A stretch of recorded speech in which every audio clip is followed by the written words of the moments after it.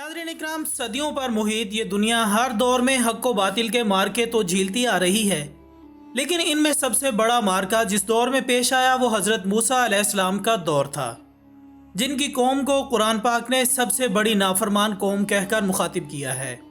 दोस्तों, ये वो दौर था जब बनी इसराइल भी तारीख के सख्त तरीन वक्त से गुजर रही थी। इन हालात में अल्लाह ताला ने हज़रत मूसा अलैहिस्सलाम को बहैसियत रसूल दो तरफा मिशन के साथ मबूस फरमाया। आपकी बैसत का एक पहलू तो वही था जो तमाम रसूलों का हुआ करता है, जबकि दूसरा ये कि बनी इसराइल को कब्तियों की गुलामी से निजात दिलाकर इन्हें बहैसियत उम्मत पूरी दुनिया के सामने पेश करना था। लिहाजा ख़वातीन हज़रात, फ़िरौन के दरियाए नील में गर्क होने के बाद तमाम बनी इसराइल मुसलमान हो गए, और जब हज़रत मूसा अलैहिस्सलाम को इत्मीनान नसीब हो गया तो अल्लाह ताला का हुक्म हुआ कि आप बनी इसराइल का लश्कर लेकर बैतुल मुक़द्दस में दाखिल हो जाएं।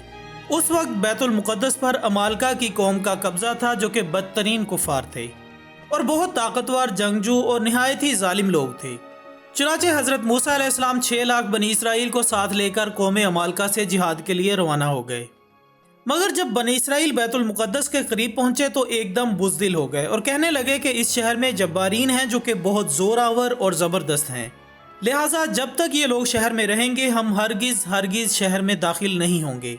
बल्कि बनी इसराइल ने हज़रत मूसा अलैहिस्सलाम से यहाँ तक कह दिया कि ए मूसा, आप और आपका खुदा जाकर इस ज़बरदस्त कौम से जंग करें। बनी इसराइल की ज़ुबान से ये सुनकर हज़रत मूसा अलैहिस्सलाम को बड़ा रंज सदमा हुआ और आपने रब ताला के दरबार में ये अर्ज़ किया, जिसका जिक्र कुरान मजीद फुरक़ान हमीद सूरत माइदा आयत नंबर 25 में कुछ इस तरह से होता है। मूसा ने कहा कि ए मेरे रब, मेरे इख्तियार में तो सिवाय मेरी जान और मेरे भाई के और कोई नहीं, सो हमारे दरमियान और इस नाफरमान कौम के दरमियान जुदाई डाल दे। चुनांचे इस दुआ पर अल्लाह ताला ने अपने ग़ज़ब जलाल का इज़हार करते हुए फरमाया, सूरत अल माइदा आयत 26, तहकीक वो ज़मीन इन पर 40 बरस हराम की गई है, वो इस मुल्क में सरगर्दा फिरेंगे, सो तू नाफरमान कौम पर अफसोस न कर। नाज़रीन इकराम, इसका नतीजा ये हुआ कि ये 6 लाख बनी इसराइली लोग एक मैदान में 40 बरस तक भटकते रहे, मगर इस मैदान से बाहर न निकल सके। इसी मैदान में बनी इसराइल के खाने के लिए मन्नो सलवा नाजिल हुआ और एक पत्थर पर हज़रत मूसा अलैहिस्सलाम ने अपना असा मारा तो पत्थर से 12 चश्मे जारी हो गए। इस वाक़े को कुरान मजीद ने बार बार मुख्तलिफ उन्वानों के साथ बयान फरमाया है, जिसमें से सूरत माइदा में ये वाक़या कदर तफसील के साथ मौजूद है, जो बिलाशुबा एक अजीमुशान वाक़या है, जो कि बनी इसराइल की नाफरमानियों और शरारतों की ताज्जुब खेज़ और हैरत अंगेज़ दास्तान है। मगर इसके बावजूद भी हज़रत मूसा अलैहिस्सलाम की मोहब्बत और शफ़क़त बनी इसराइल पर हमेशा रही, और जब ये लोग मैदान तय में भूखे प्यासे हुए तो हज़रत मूसा अलैहिस्सलाम ने दुआ मांगकर इन लोगों के लिए खाने के लिए मन्नो सलवा नाजिल करवाया। दोस्तों, मन्नो सलवा में एक का नाम मन और दूसरे का नाम सलवा था। मन बिल्कुल सफ़ेद शहद की तरह एक हलवा था, यह सफ़ेद रंग का शहद ही था, जो कि रोज़ाना आसमान से बारिश की तरह बरसता था, और सलवा पकी हुई बटेरें थी जो कि दखनी हवा के साथ आसमान से नाजिल हुआ करती थी।